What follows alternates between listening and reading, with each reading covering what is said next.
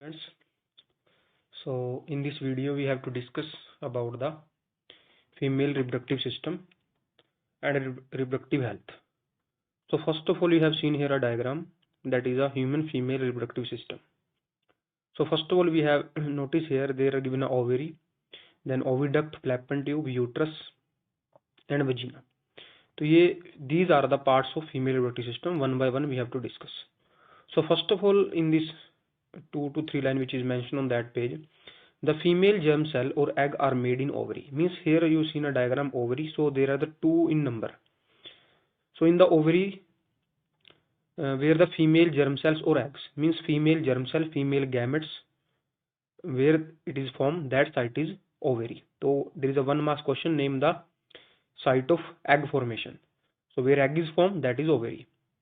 They are also responsible for the production of some hormones. Look at figure number 8.11 and identify the various organ in the female reproductive system. Means ovary have to perform two functions. One is to produce the eggs. Another function is to produce the or responsible for the production of hormones, which are the female hormones. Clear? Which you have discussed or which you have learned in the previous classes. So the next we will go on. When a girl is born, the ovary already contains thousands of immature eggs. On reaching the puberty, some of these start maturing. One egg is produced every month by one of the ovary. The egg is carried from the ovary to the womb through the thin oviduct or fallopian tube. The two oviducts unite into an elastic bag structure known as the uterus. The uterus open into the vagina through the cervix. So now in this paragraph mention is that the female ovary contain thousands of eggs when a female child take birth. But when any female reach at the puberty means when a female is sexually mature, that egg start maturing. Or when egg is start maturing, every month one egg is released by the ovary through the oviduct. Clear? So that ovary or oviduct unite into elastic bag, which is known as uterus. अब यहाँ पे जो दो point है, एक यहाँ पे आया ओविडक्ट और फ्लैपेन ट्यूब, एक यहाँ पे यूट्रस. तो जो ओविडक्ट है, the oviduct is a site of fertilisation. Means oviduct or fallopian tube is a site where the female and male germ cell meet with each other. Female germ cell आपका eggs होते हैं और male germ cell आपका sperm होता है. तो जहाँ पे स्पर्म और एग फ्यूज होंगे और जहाँ पे फर्टिलाइजेशन होगी वो आपका है oviduct. Clear? And after the fertilisation the product is from zygote. कि क्या बनता है आपका? जायगोट बनता है. So after that the zygote और मीन्स फर्टाइल एग, कि जो जायगोट है एक फर्टाइल एग है, that is implanted on the walls of the uterus. तो यहाँ पे दो पॉइंट आपने ध्यान रखने हैं. पहला जो आपका पॉइंट है कि जो फ्लैपेन ट्यूब है और जो ओविडक्ट है that is site of fertilisation and the uterus जो है वो है साइट ऑफ इम्प्लांटेशन. इम्प्लांटेशन किसकी? जायगोट की. The sperm enter through the vaginal passage during the sexual intercourses. They travel upward and reach the oviduct where they may counter the egg. अब ये जो मैंने थोड़ी देर पहले बताया कि जो स्पर्म है सेक्सुअल इंटरकोर्सेज के टाइम अपवर्ड मूवमेंट होती है, that reach to the site of fertilisation which is oviduct. The fertile egg means zygote start dividing and form a ball of cell or embryo. कि जो fertile egg है वो grow करना शुरू कर देता है, डिवाइड होता है और बन जाता है एम्ब्रॉय. The एम्ब्रॉय is implanted in the lining of the uterus. की जो एम्ब्रॉय उसको इम्प्लांट हो जाता है कहाँ पे? वॉल ऑफ द यूट्रस के ऊपर. So where they continue to flow grow and develops organ to become a foetus. अभी स्टेप पे पहले जायगोट बना था, जायगोट डिवाइड होकर एम्ब्रॉय बनेगा, एम्ब्रॉय से बनेगा foetus. We have seen earlier section that the mother body is designed to undertake the development of a child. Hence the uterus prepare itself every month to receive and nurture the growing embryo. Means जो female की body वो ऐसे design है कि every month जो uterus है वो अपने आप को प्रिपेयर करता है. एवरी मंथ मतलब क्योंकि हर महीने एक एग रिलीज होगा, उस एग को स्पर्म क्या करना चाहेगा? फर्टाइल करना चाहेगा. अगर स्पर्म रीच कर गया तो एग फर्टिलाइज हो जाएगा. अगर एग फर्टिलाइज हो गया तो वो जायगोट बन जाएगा. अगर वो जायगोट बन गया तो वो डिवाइड होकर एम्ब्रॉय बनेगा और एम्ब्रॉय कहाँ पे इम्प्लांट हो जाएगा? लाइनिंग ऑफ द यूट्रस, जहाँ पे उसको क्या चाहिए? न्यूट्रिशन चाहिए टू बिकम अ फिटस. तो इस प्रोसेस के लिए क्या करता है कि जो लाइनिंग ऑफ यूट्रस है वो अपने आप को प्रिपेयर करती है. Clear? The lining become thicker. जो लाइन है वो थिक हो जाती है. Richly supplied with the blood to nourish the growing embryo. Means uterus अपने आप को प्रिपेयर करता है हर महीने हर मंथ कि उसको क्या मिलेगा? एक जायगोट मिलेगा या एम्ब्रॉय मिलेगा जिसको उसने न्यूट्रिशन देना है और फिटस बनाना है. क्लियर? वो तब है कि अगर स्पर्म रीच कर गया. हम उसको आगे पढ़ेंगे. Sperm is not reach. The embryo get nutrition from the mother blood with the help of a special tissue called placenta. अब हमने कह तो दिया कि इम्प्लांट हो गया, तो जो एम्ब्रॉय इम्प्लांट होगा वो एक स्पेशल टिश्यू के साथ इम्प्लांट होगा, उस टिश्यू का नाम है प्लासेंटा। अब प्लासेंटा का स्ट्रक्चर कैसे हम नेक्स्ट में पढ़ेंगे। This is a disc which is abundant in the uterine walls, कि ये एक डिस्क है जो अबंडेंट होगी यूट्राइन। अब क्वेश्चन यहाँ पे आता है कि what is the structure of placenta toward the side of uterus wall. तो जो उसका स्ट्रक्चर होगा वो होगा आपका disc like structure. It contain villi on the embryo side of the tissue, कि जो टिश्यू एम्ब्रो की तरफ होगा, एम्ब्रोय की तरफ होगा, वहां पे जो स्ट्रक्चर होगा वो विली लाइक स्ट्रक्चर होगा। We have discuss in chapter 6 what is villi like structure. तो जो विली लाइक स्ट्रक्चर था that increase the surface area for the maximum exchange of nutrition or maximum absorption of nutrition. On the mother side are the blood spaces which surround by the villi. This provide large surface area for glucose and oxygen to be passed from the mother to the embryo. Means अब जो mother के blood से जो glucose होगी या जो oxygen होगी वो पास होगी किसको, एम्ब्रॉय को। And we know that the developing embryo will also generate waste, कि जो डेवलपिंग एम्ब्रॉय वो वेस्ट भी जनरेट करेगा। तो this waste generated waste is also remove to the blood mother blood through the placenta. Means placenta के दो काम है, न्यूट्रिशन भी देना और जो बॉडी का वेस्ट है, सॉरी जो एम्ब्रॉय का वेस्ट है उसको भी रिमूव करना। The development of a child inside the mother take approximately 9 month. Means 9 month means 9 month 7 day लगभग टाइम होता है, तो इसको अप्रोक्सीमेट 9 मंथ कह देते हैं। The child is born as a result of the rhythmic contraction of the muscles of the uterus, की जो रिदमिक कॉन्ट्रैक्शन होती है मसल्स की, उसकी हेल्प से फिर चाइल्ड की बर्थ होती है। तो जो हमने पहला पढ़ा है कि एग फर्टिलाइज हो गया, तो मतलब जायगोट बन गया, जायगोट से एम्ब्रॉय बन गया, और एम्ब्रॉय है जो वो इम्प्लांट हो गया किस पे, यूट्रस की बॉल पे, फिर वहां पे डिवाइड होके वो ग्रो होके क्या बन गया, after 9 month it become a child और अनबोर्न चाइल्ड। नेक्स्ट हम चलते हैं what happen when egg is not fertilise, कि अगर एग फर्टिलाइज नहीं होगा तब क्या होगा। तो सिंपल सी बात है, if egg is not fertilise it live about 1 day. Since the ovary releases 1 egg every month, the uterus also prepare itself every month to receive a fertilized egg. Means uterus अपने आप को हर महीने prepare करता है कि उसको fertilize egg मिलेगा। सो अगर स्पर्म रीच नहीं किया साइट ऑफ फर्टिलाइजेशन, तो वहां तक एक दिन के लिए एग है जो वेट करता है। तो अगर वहां तक स्पर्म नहीं रीच किया, इसका मतलब फर्टिलाइजेशन नहीं हुई। अगर फर्टिलाइजेशन नहीं हुई, इसका मतलब जो यूट्रस ने अपने आप को प्रिपेयर किया था to nourish the growing embryo, तो उसका कोई यूज नहीं है क्योंकि जायगोट ही नहीं बना। So thus its lining become thick and spongy. This would be required for the nourishing the embryo if fertilization had been take place. However, this lining is not needed any longer. So the lining slowly breaks and comes out through the vagina as a blood and mucus. This cycle takes place roughly every month and known as menstruation cycle. It usually lasts about 2 to 8 days. अब इस paragraph में जो हमने पढ़ा है, इस paragraph में हमने ये रीड किया है कि अगर फर्टिलाइजेशन नहीं हुई, इसका मतलब स्पर्म रीच नहीं कर पाया कहां तक, to the site of fertilisation, fallopian tube तक।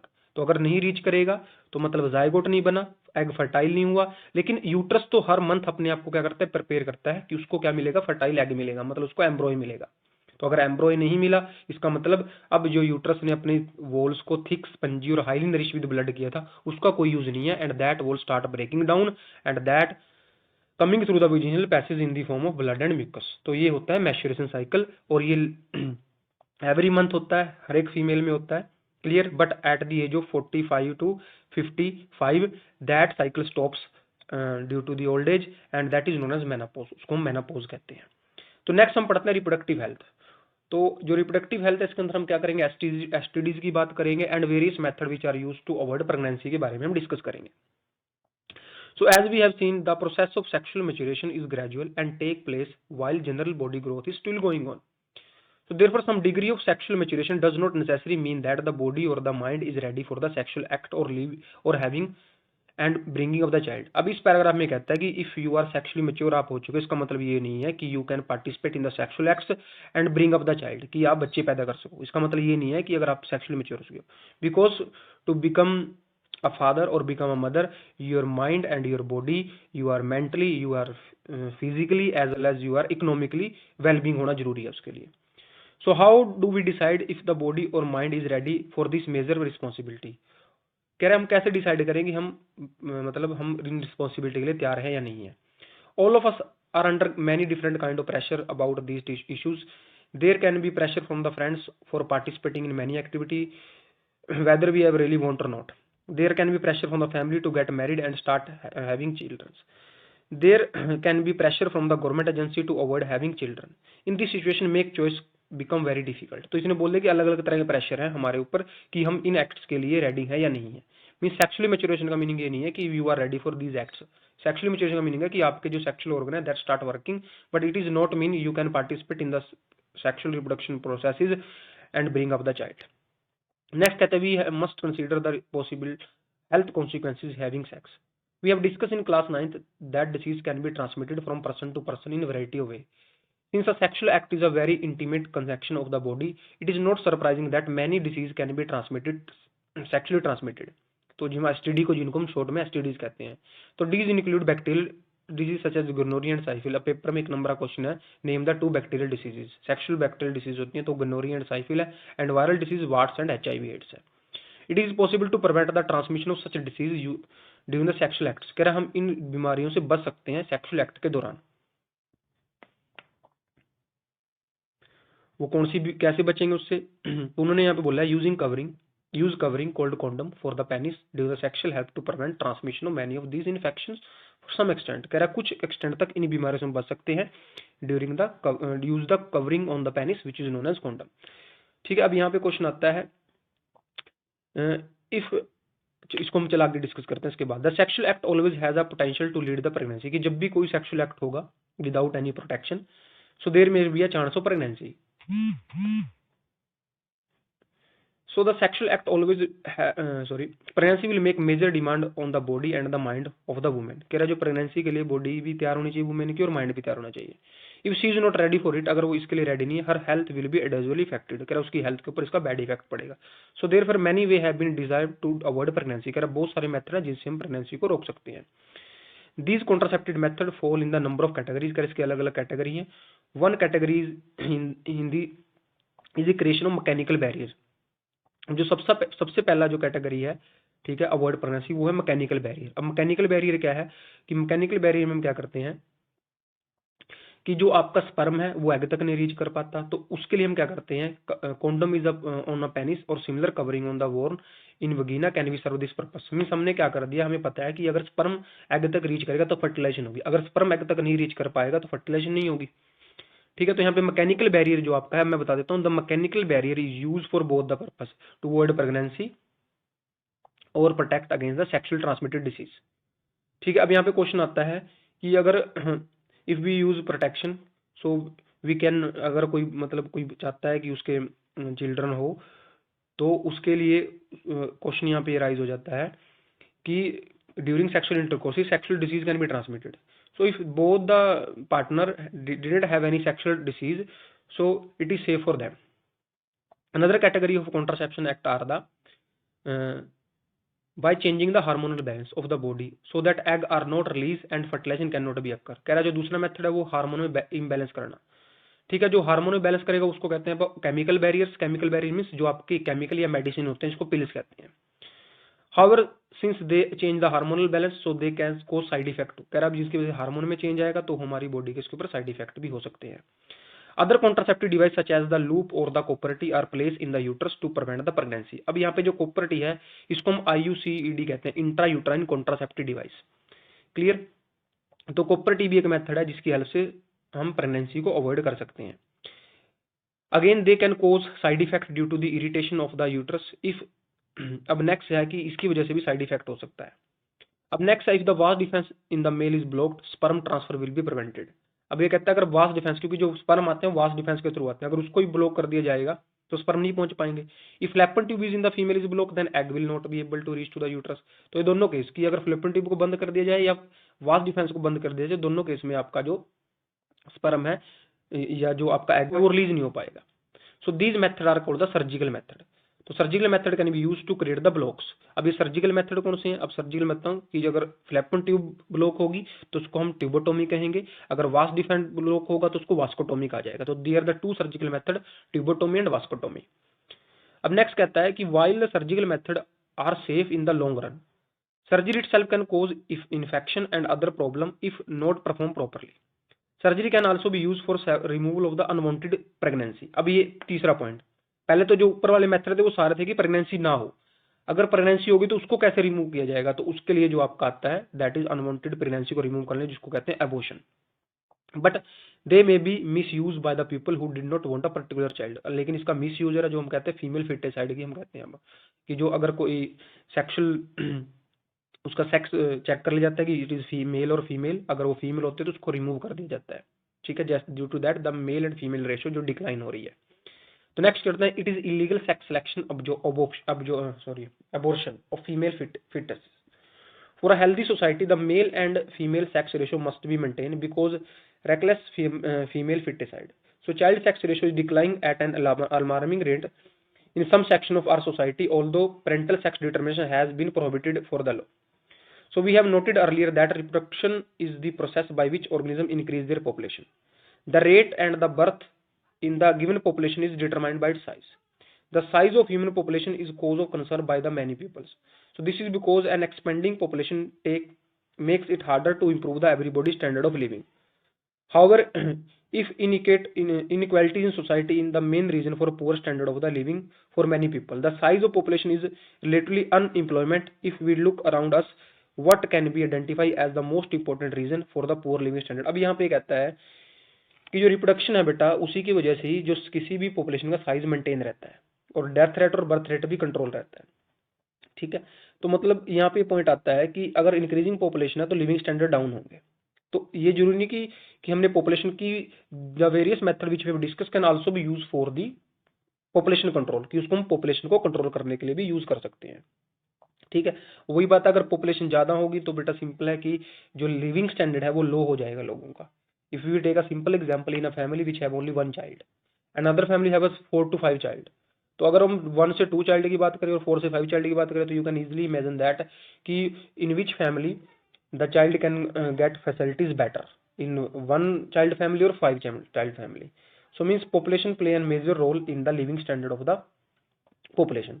तो इसके बाद हमारे क्वेश्चन आएंगे आगे, how the process of pollination different from the fertilization. ये हमने डिस्कस कर लिया था ऑलरेडी पहले ही। पोलिनेशन के अंदर क्या होता है आपका कि जो पोलन है आपका वो ट्रांसफर होगा एंथर टू स्टिग्मा, मतलब मेल पार्ट से फीमेल पार्ट, उसको कहते हैं पोलिनेशन। लेकिन जब मेल और फीमेल गैमेट्स आपके फ्यूज होंगे उसको कहते हैं fertilization. What role of the seminal vessel and poster gland. जो सेमिनल वेसल और पोस्टर ग्लैंड है वो अपनी सेक्रेशन ऐड करती है स्पर्म के साथ, जिससे जो स्पर्म है फ्लूइडिक मीडियम में आ जाता है। अगर मीडियम फ्लूइडिक होगा तो इजी टू ट्रांसपोर्ट होगा। Also they provide the nourishment to the sperm. What are the changes seen in the girl at the age of puberty, की गर्ल्स में क्या क्या चेंजेस आते हैं। तो सिंपल सी बात है बेटा, फर्स्ट ऑफ ऑल कुछ चेंजेस हैं जो मेल और फीमेल दोनों में आते हैं, वो भी लिख सकते हो आप। लेकिन जो गर्ल्स में मेन चेंजेस है, breast size start increasing and their nipple start become darkening, कि निप्पल है वो डार्क होने जाते हैं ब्रेस्ट में। और दूसरा है the maturation cycle starts. How does an embryo get nourishment inside the mother earth. हमने ये पढ़ा था कि प्लासेंटा है तो प्लासेंटा के बारे में पहले लिखना है। If a woman is using the copper T will it help in protecting her from the sexual transmitted. मैंने आपको एक ही बात बताई है कि सेक्सुअल ट्रांसमिटेड डिसीज से सिर्फ एक ही चीज बचाएगी, वो है मैकेनिकल बैरियर। जो कॉपर्टी है it is can be only be use to avoid pregnancy, but it didn't use or it cannot protect against the sexual transmitted disease. So in this video we have discussed about the female reproductive system and also about the STDs. तो हमने यहाँ पे क्या किया, 4 barrier के बारे में बात करी। मैकेनिकल बैरियर होगा, ठीक है, उसके बाद आपका केमिकल बैरियर होगा, उसके बाद आपका सर्जिकल बैरियर होगा, और एक आपका है IUCD intra uterine contraceptive device. IUCD intra uterine contraceptive device, जिसको हम कॉपर्टी कहते हैं। So in this video we have discussed the last part of the chapter reproduction. I hope you understood it clear. So we will meet with the next video. Thank you.